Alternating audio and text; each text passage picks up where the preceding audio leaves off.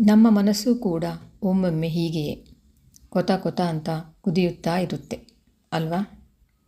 ಬೇಕಾಗಿರೋದು, ಬೇಡವಾಗಿರೋದು, ಹೀಗೆ ಎಲ್ಲ ಆಲೋಚನೆಗಳು ಒಟ್ಟಾಗಿ ಸೇರಿ ಕುದಿಯುತ್ತಾ ಮನಸ್ಸಿನ ತಾಪವನ್ನು ಹೆಚ್ಚಿಸುತ್ತವೆ. ಒಂದು ವಿಚಾರ ನೆನಪಿರಲಿ, ಒಂದು ಪಾತ್ರೆಯಲ್ಲಿ ನೀರು, ಹಾಲು, ಸಕ್ಕರೆ, ಟೀ ಪುಡಿ ಎಲ್ಲ ಒಟ್ಟಿಗೆ ಸೇರಿಸಿ ನಿರ್ದಿಷ್ಟ ಸಮಯ ಕುದಿಸಿದರೆ ಒಳ್ಳೆಯ ಟೀ ಸಿದ್ಧವಾಗುತ್ತೆ. ಅದೇ ಪಾತ್ರೆಯಲ್ಲಿ ಹಾಲು, ಸಕ್ಕರೆ, ಏಲಕ್ಕಿ, ತುಪ್ಪ, ದ್ರಾಕ್ಷಿ, ಗೋಡಂಬಿ, ಶಾವಿಗೆ, ಗೋಧಿ ನುಚ್ಚು ಹೀಗೆ ಬೇರೆ ಬೇರೆ ಪದಾರ್ಥಗಳನ್ನು ಸೇರಿಸಿ ಕುದಿಸಿದರೆ ಘಮಘಮಿಸುವ ಪಾಯಸ ರೆಡಿಯಾಗುತ್ತೆ.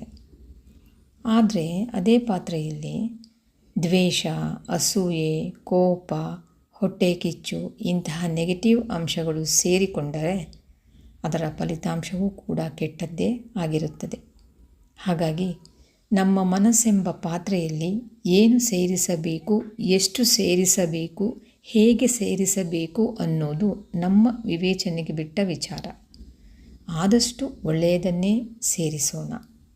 ಟೀ ಆದರೂ ಆಗಲಿ, ಪಾಯಸ ಆದರೂ ಆಗಲಿ, ಜೀವನ ಸಿಹಿಯಾಗಿರಲಿ. ಏನಂತೀರ ಸ್ನೇಹಿತರೆ?